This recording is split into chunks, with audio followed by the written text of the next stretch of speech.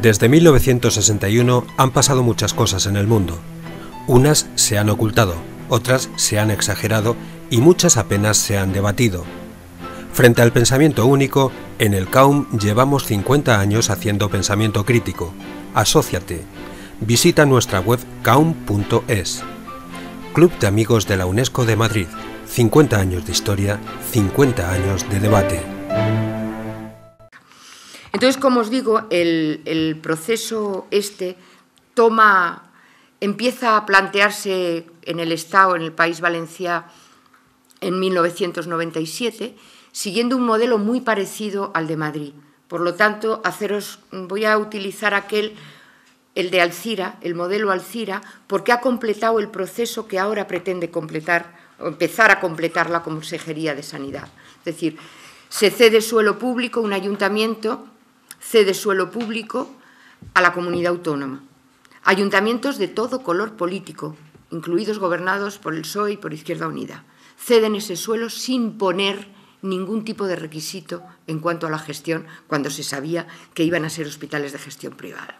Se ceden por las buenas, en plena campaña electoral, porque como iba a haber un hospital al lado en Parla, pues fíjate qué contentos iban a estar los de Parla que el ayuntamiento colaborara a tener ahí un hospital fuera de lo que fuera, gato blanco, gato negro. Si cazaba ratones, ya veremos que los ratones que caza son muy pocos.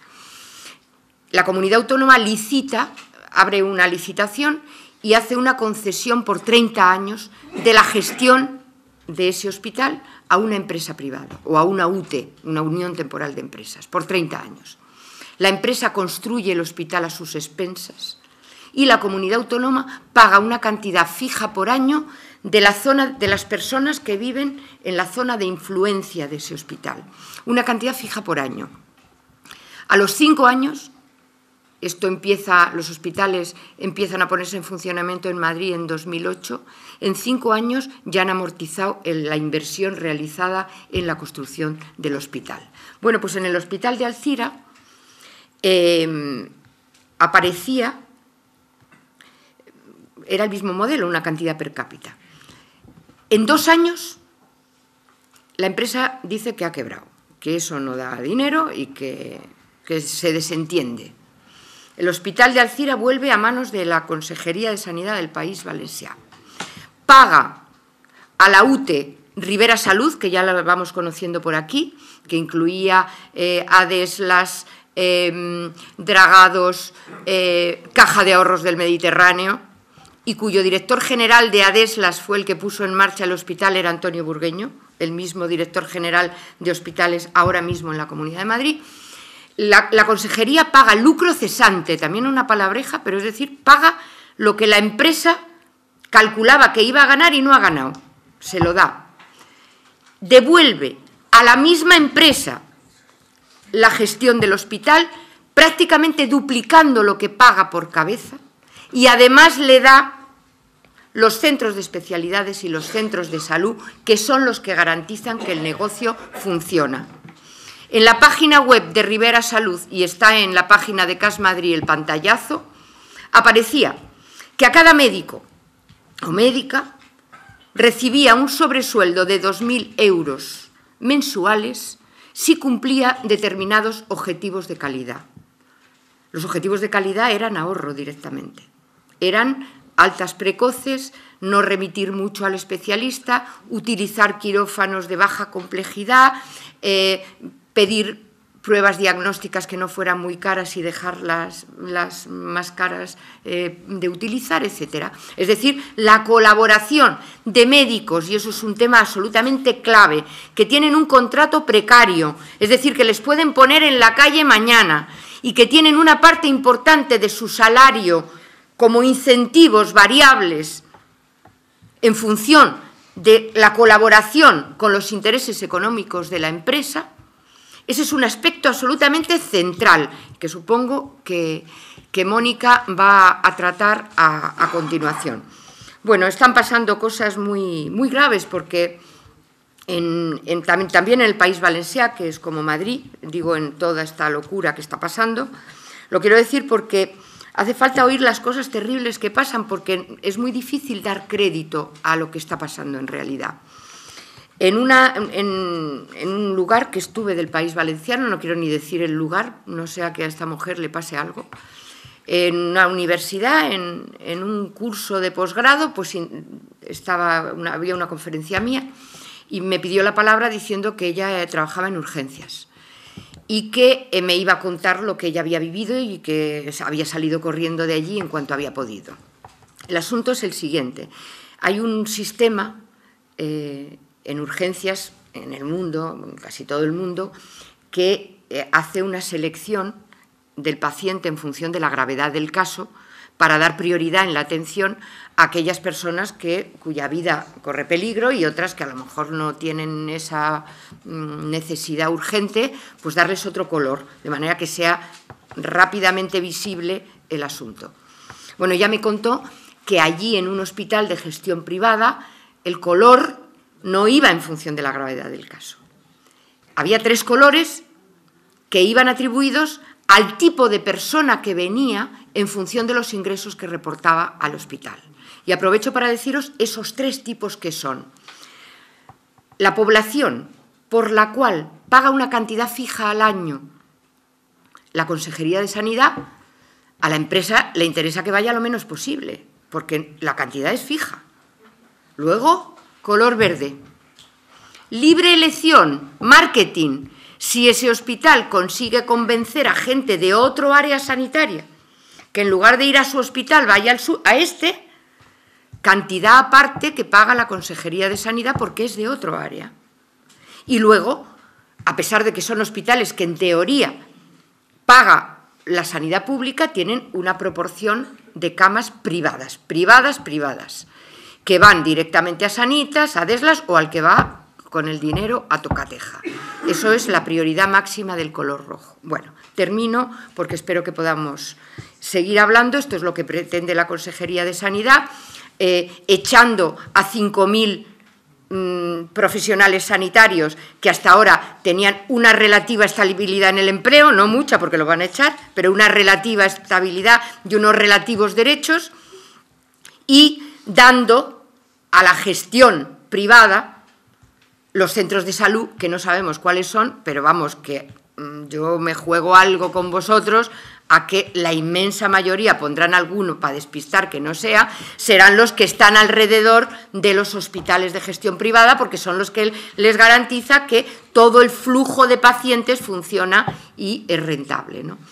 Una pregunta para terminar. Todo este desastre y todos estos recortes, los que vienen, los que están ya y los que van a venir, de salarios, de prestaciones, copagos, etcétera, son porque hay crisis. No hay más remedio. Nos ha venido aquí la plaga de Egipto y entonces pues algo tendremos que hacer, ¿no? Apretarnos el cinturón. Bueno, yo creo que hay datos encima de la mesa como para no aceptar ni un solo recorte que no sea en la industria farmacéutica, que ahí hay para recortar un montón y ahí nadie plantea recortar. Y os voy a recordar cifras que todos sabéis. Zapatero, julio de 2010. Os recuerdo para que comparéis la sanidad pública de un año, 70.000 millones de euros. Zapatero da 110.000 millones a la banca para que no quiebre, porque es el bien sagrado a preservar. Las cajas de ahorros, 34.000 millones de euros. Entre el año 2008 y 2012 se calcula que han salido capitales a paraísos fiscales del orden de los 300.000 millones de euros, es decir, el 30% del Producto Interior Bruto. La agencia tributaria calcula el fraude fiscal sobre el que se podría actuar inmediatamente en 90.000 millones de euros. Está todo lo que sabemos de los impuestos de sucesiones, de donaciones, las SICAV y todo el proceso de bajada de la fiscalidad a las rentas del capital, de la gran banca y de las grandes empresas. Es decir, lo que hay aquí, Teresa lo ha dicho y no lo repito, pero yo creo que eso lo sabemos bien. El Banco Central Europeo tiene prohibido por la Constitución, el Banco Central Europeo, con dinero público, que el dinero del Banco Central Europeo es el de los Estados y no es el de botín, es el del Estado, el nuestro.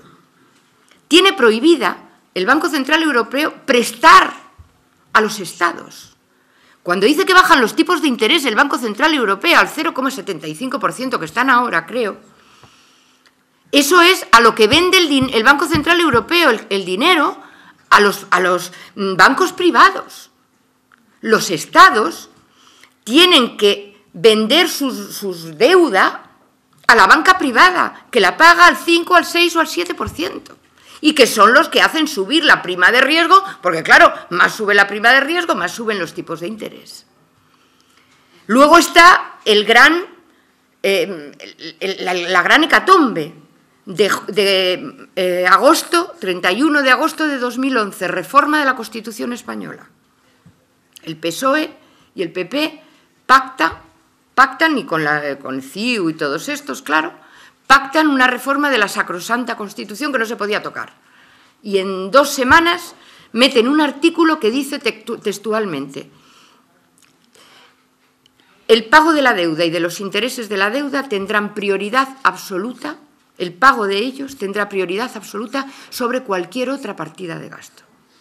Ese mismo mes, Zapatero recibe una carta de Trichet, el director del Banco Central Europeo anterior, y de Fernández Ordóñez, diciendo que si quiere que de vez en cuando el Banco Central Europeo, bajo cuerda, compre deuda del Estado para que no entremos en bancarrota, tiene que reducir drásticamente las transferencias al paro, a las pensiones y privatizar la sanidad y la educación. Esta carta secreta fue hecha pública por Vicente Navarro en un artículo en el periódico Público. Quiero decir que no es un secreto que yo me saque de la manga. Es decir, aquí lo que hay es un atraco a mano armada con cosas sagradas, Tenía una proyección que está hecha con sus datos, proceden de la OCDE y de la Organización Mundial de la Salud, en la cual un estudio hecho por un especialista en salud pública en Gran Bretaña estudia la evolución de la mortalidad en función de las privatizaciones en ese laboratorio social que fue los países de la ex Unión Soviética, donde se produjeron privatizaciones masivas en un muy poquito espacio de tiempo. Se ve clarísimamente cómo la mortalidad general en Rusia, que privatiza en 2 años, había privatizado más del 50% de las empresas, pero también de la sanidad y de la educación y de las pensiones que iban vinculadas a cada empresa, porque así eran las cosas en la Unión Soviética, la curva de la mortalidad general se dispara. Bielorrusia, el eje del mal, ve que la cosa va mal, empieza a privatizar. Digo Bielorrusia porque es un país de un sistema parecido y por lo tanto los procesos son comparables y son tasas, es decir, son tasas en función de 100.000 habitantes, tantos muertos por 100, o sea, es decir, que es perfectamente comparable. Empieza a privatizar, ve que las cosas van mal, la mortalidad aumenta y la mortalidad empieza a bajar en cuanto deja de privatizar. Hay otra gráfica mucho más clara y se comparan también en países de la ex Unión Soviética la evolución de la tasa de mortalidad por tuberculosis en países que siguen las políticas del Fondo Monetario Internacional y las que no. Es espectacular verlo. Luego, si se pudiera enchufar, lo ponía. La de los países que siguen las políticas del Fondo Monetario Internacional se dispara la tasa de mortalidad por tuberculosis y las que no lo siguen sigue igual o incluso baja. Es decir, termino ya ahora mismito. Mónica va a hablar de las cosas que están sucediendo. Yo quería terminar diciendo que esta es una lucha larga y dura, que hay que ganar porque nos va la vida en ello, y ahora no es ninguna exageración, nos va la vida en ello.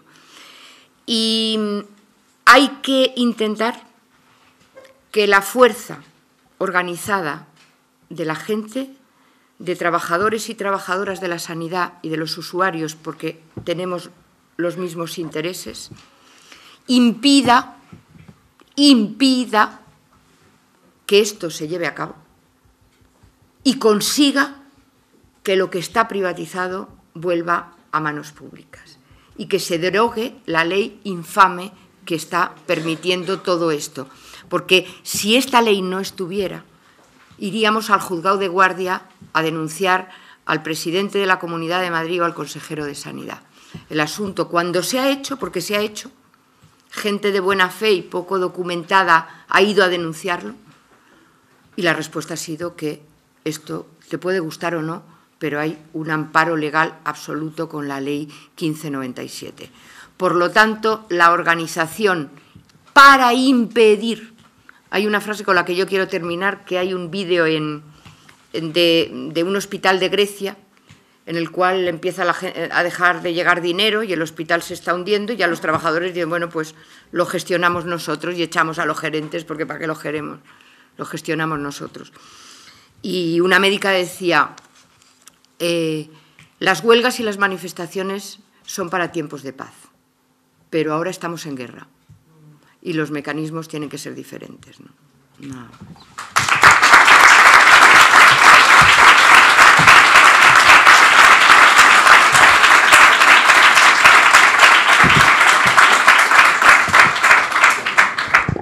Muchas gracias por haberme invitado a este debate. Yo creo que la introducción de Nines es fundamental para ver en qué contexto nos movemos y cuáles son las causas que subyacen debajo de todo este problema. Yo me voy a centrar más, yo soy de la Asociación de Facultativos Especialistas de Madrid, que engloba a los médicos y los demás facultativos, y me voy a centrar más en el problema que hay ahora en Madrid, que en muchas cosas se enlaza con muchas de las cosas que ha dicho Nines, ¿no? Nosotros ya en marzo, supongo que vosotros estáis aquí porque estáis preocupados por la sanidad, pues nosotros en marzo ya empezamos a estar muy preocupados por la sanidad, por la deriva de la sanidad y por la deriva de los profesionales, ¿no?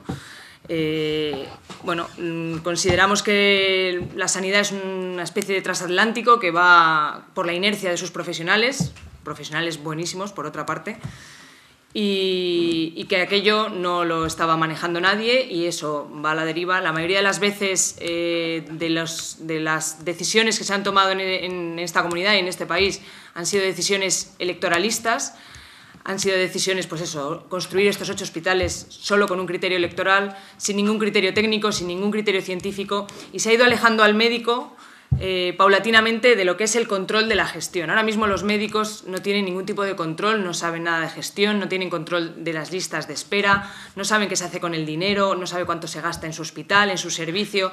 Se ha alejado completamente al médico de la gestión de su actividad, ¿no? Entonces, consideramos que ya empezaba a haber, desde hace mucho tiempo, un ataque a la sanidad pública, un desprestigio, un ataque a los funcionarios. Llevamos oyendo un montón de años que no, es que en la privada es un 30% más barato hacer las cosas, ¿no? Es que vosotros sois muy ineficientes, ¿no? Es que en la pública, bueno, eso es un sitio de vagos, ¿no? Eso ha sido lo que ha ido caldeando el ambiente para hacer esto, ¿no? Obviamente para destruir primero un sistema público, primero tienes que desprestigiarlo y atacarlo. Y ese es el caldo de cultivo que yo creo que todos hemos oído durante estos años, que nosotros éramos muy ineficientes y claro, llegó un momento que dijimos, pues no somos tan ineficientes, ¿no? Los médicos tenemos una característica y es que nos movemos por medicina basada en la evidencia, lo cual significa que todo aquello que nos dan, nos presentan un medicamento nuevo, una técnica nueva, pues la estudiamos. Entonces, cuando nos dicen, no, es que la medicina privada es un 30% más barata, pues miren, lo hemos estudiado y resulta que no es un 30% más barata. Todos los estudios internacionales, todos los estudios nacionales indican que si acaso es más cara.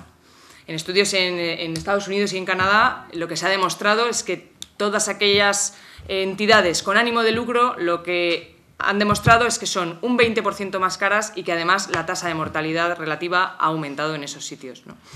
Entonces, claro, nos vemos en ese contexto y en marzo pues empezamos a trabajar. Entre otras cosas también porque estamos viendo cómo se está desmantelando por debajo la sanidad pública, independientemente ya de lo que nos viene encima en noviembre. Se está desmantelando por debajo, se están derivando pacientes a la sanidad privada. un cirujano ve a un paciente y de repente le desaparece de su lista de espera, ya no lo encuentra. Por supuesto, patologías rentables. Todas las no rentables, yo trabajo en el 12 de octubre, todas las patologías no rentables se quedan en el 12 de octubre. Y también estamos viendo digamos, el maltrato a los profesionales que está habiendo en la sanidad pública.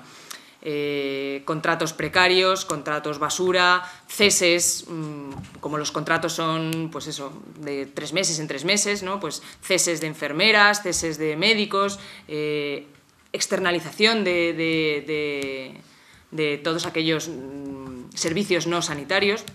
Entonces, en marzo nos empezamos a mover y empezamos a organizarnos, pues intentando también, entre otras cosas también porque vemos que no hay tampoco ninguna institución que esté asumiendo ese papel, ni sindicatos ni colegios de médicos. Todos aquellos, pues, según nuestra visión, han contribuido a que lleguemos a esta situación. Entonces, bueno, pues creamos la asociación y la gente se empieza a animar a apuntarse y a colaborar con nosotros. Y nos encontramos en noviembre pues, con el que todos conocemos, con el Plan de Sostenibilidad de la Comunidad de Madrid. El Plan de Sostenibilidad, que supongo que lo conoceréis, implica la privatización, dentro de otra serie de medidas, implica la privatización de 6 hospitales y centros de salud. ¿Esto qué significa? Significa cambiar las reglas del juego totalmente de la sanidad pública ahora mismo, ¿no? Significa introducir un factor, el factor de la rentabilidad, ¿no? Que es un factor perverso en sí mismo cuando se está hablando de sanidad, porque nosotros lo que ofrecemos es salud. Cuando tú pagas tus impuestos, vas a un hospital y tú lo que quieres es que te devuelvan salud, no que te devuelvan más dinero. Entonces, hablar de rentabilidad en sanidad es muy perverso. En este plan que tiene la Consejería de Sanidad,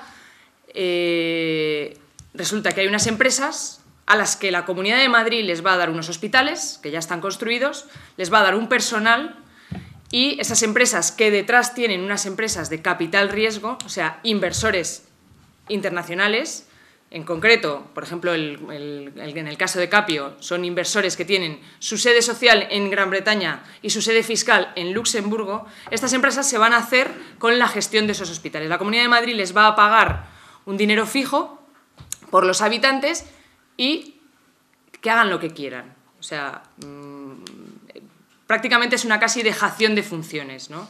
Le dicen, nosotros os damos esto, no queremos ese problema, lo gestionáis vosotros.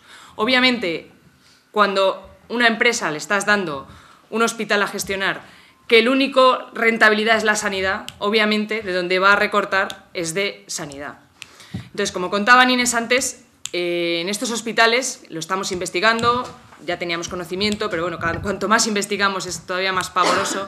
En estos hospitales, obviamente, las gerencias tienen una influencia muy grande sobre los médicos. O sea, los médicos no tienen una libertad como tenemos en la sanidad pública a la hora de prescribir, a la hora de tratar y a la hora de gastar dinero, ¿no? Entonces, en estos hospitales se han introducido incentivos perversos. Hay en hospitales donde ya se sabe, en Torrevieja, en Alcira, donde se incentiva a los médicos para que no ingresen. Eso es un incentivo. Ahora mismo en estos hospitales se está incentivando a que no deriven, por ejemplo, porque eso significaría, si los hospitales de gestión privada derivan a un hospital público, ese hospital le tiene que pagar. Entonces, ahora mismo, por ejemplo, no derivan, aunque un médico sepa que ese paciente está mejor atendido en un hospital público porque tiene una unidad especializada de su patología, les impiden derivar. Solo pueden derivar a la Jiménez Díaz. Entonces, se está creando en Madrid un caldo de cultivo, ¿no? en el que obviamente dicen, ¿por qué quieren privatizar? ¿Por ahorrar? No, por ahorrar no, porque nosotros hemos demostrado con cifras, con sus cifras además, que esto no va a suponer ningún ahorro. Absolutamente ninguno. ¿Por qué quieren privatizar? Clarísimamente, porque aquí hay negocio. Y ya lo dijo Güemes. Aquí hay negocio. Esto es muy claro. Entonces, bueno, pues nosotros empezamos a... Ya os digo que empezamos a estudiar y, bueno, pues uno de los sitios donde estos modelos ya están establecidos desde que los introdujo la Thatcher fue en Inglaterra. En Inglaterra se ha demostrado que esto ha sido un fracaso, la sanidad les ha salido muchísimo más cara y ha habido que rescatar hospitales y hay hospitales en los que están al límite de no poder asistir a su población, ¿no? Esto es el modelo que nos quieren imponer ahora mismo. Por supuesto, ya conocéis el modelo Alcira, el modelo Manises, es decir, es el mismo modelo que ha fracasado, que es el que nos quieren imponer ahora. Os puedo contar también, en la consejería hemos ido a hablar con ellos y nosotros les hemos dicho que estamos dispuestos a trabajar, que estamos dispuestos a cambiar el sistema que hay. El sistema de gestión de la sanidad pública actual no funciona. No funciona. Está mal gestionada por ellos. Ellos dicen que el problema es que somos funcionarios. No, nosotros somos funcionarios, pero los que marcan las normas y las leyes y todo lo que hace que funcione ese sistema son ellos. Entonces, nosotros nos hemos sentado con ellos y les hemos dicho, nos ponemos a trabajar mañana mismo con vuestros técnicos, todos los médicos de Madrid, o bueno, todos los que estamos implicados, a cambiar este modelo, a cambiar el sistema, a cambiar las ineficiencias que sabemos que existen en este modelo. Y nos dijeron que no, obviamente, que eso no tenían interés en eso, que ellos tenían interés en otras cosas. Claro, entonces, aquí estamos teniendo unas negociaciones, o supuestas negociaciones, bueno, somos dos fuerzas que estamos buscando cosas diferentes. Nosotros estamos buscando defender la sanidad pública, mejorar un modelo que consideramos que tiene muchas deficiencias, que hay que cambiarle en muchos aspectos, entre otras cosas en la gestión, acercar a la gestión al médico, cambiar, o sea, que nos podamos regir por criterios técnicos, que nos podamos regir por criterios científicos, que no sean criterios electoralistas, que no sean criterios de reducción directamente, ¿no? De recorte de gasto. Ellos dicen, tenemos este presupuesto, a ver, este presupuesto es el 80% es de personal, pues quitamos personal, ¿no? Nosotros lo que estamos estudiando ahora es esa reducción de personal, lo que va a afectar a la asistencia sanitaria, por supuestísimo que sí. O sea, va a haber áreas hay áreas que se han quedado sin especialista, hay unidades de intensivos que se han quedado sin enfermería, hay... Sin enfermeras, por eso. Entonces, todo esto, obviamente que repercute en la asistencia sanitaria, ¿no? Si tú tienes un ala de un hospital que la llevan 2 enfermeras o tienes un ala del hospital que la llevan 5 enfermeras, pues obviamente esos pacientes van a estar peor atendidos, van a tener más complicaciones. Además de esto, ya que veo ahí a mi compañero del 12 de octubre, está el tema de los servicios no sanitarios, ¿no? Que es verdad que hay una especie de frivolidad con... No, eso se pueden externalizar. A ver, el negocio de los hospitales está, aparte de en la parte sanitaria, en la parte no sanitaria, clarísimamente. En toda la parte de cocinas, de servicios no sanitarios, el parking, la cafetería... Eso es lo que hace también. O sea, nosotros, los 8 hospitales nuevos que están construidos en descampados... Esos 8 hospitales nuevos hay que pagar el parking. Y ese dinero que se paga del parking no revierte, se lo está llevando una empresa privada. Yo no entiendo por qué. ¿Por qué en un descampado se tiene que llevar una empresa privada tal? Entonces, nosotros tenemos informes, por ejemplo, de nuestro hospital, que los electricistas, ahora mismo los que hay contratados en el 12 de octubre, la externalización de esos electricistas sale más cara que la no externalización, ¿no? Entonces, es todo un conjunto, es un desmantelamiento de toda la sanidad en su conjunto. Lo peor ya no es esta ley, por supuesto, que lo va a hacer por decretazo. Lo peor es el desmantelamiento que está habiendo también por debajo de la sanidad. Unido al desprestigio, unido a la derivación. Ahora mismo, en nuestros hospitales, no se sabe por qué, desde una centralita de la Consejería de Sanidad llaman a los pacientes y les dicen, si usted quiere operarse en menos de un mes, se tiene que ir a la privada. Si usted no quiere operarse en el 12 de octubre, ahí tiene una lista de espera de 8 o 9 meses, que es mentira. O sea, estamos recogiendo todos los casos porque eso es mentira. Entonces, claro, todo eso significa pacientes que por debajo se están derivando a la privada. El cese del personal también es una privatización encubierta. Están descapitalizando el sistema sanitario público de personal y de recursos y todo eso, las listas de espera, no, es que tenemos muchas listas de espera. Estos nos las sacan la privada, que es muy barata. Entonces, estamos ante un verdadero problema de un entramado que ya han tejido, como decía Inés, llevan tejiendo mucho tiempo en la Comunidad de Madrid. ¿Ventajas? Pues que nos hemos levantado todos, ¿no? Yo creo que los profesionales, por unanimidad, estamos unidos en contra de este plan. Los médicos no somos un colectivo muy movilista, no somos un colectivo muy huelguista, más bien es un colectivo tirando a conservador y ahora mismo está completamente en contra de todo este desmantelamiento. Se lo agradecemos al señor Laschetti, que nos haya unido a todos, la verdad. Nos ha unido a los médicos, a los no médicos, a todos, a los ciudadanos sobre todo, porque yo creo que esto no es un problema de, como nos han querido achacar, no es un problema laboral, esto no es un problema de la ciudadanía, ¿no? Nosotros creo que en lo que más vamos a perder es como ciudadanos más que como médicos.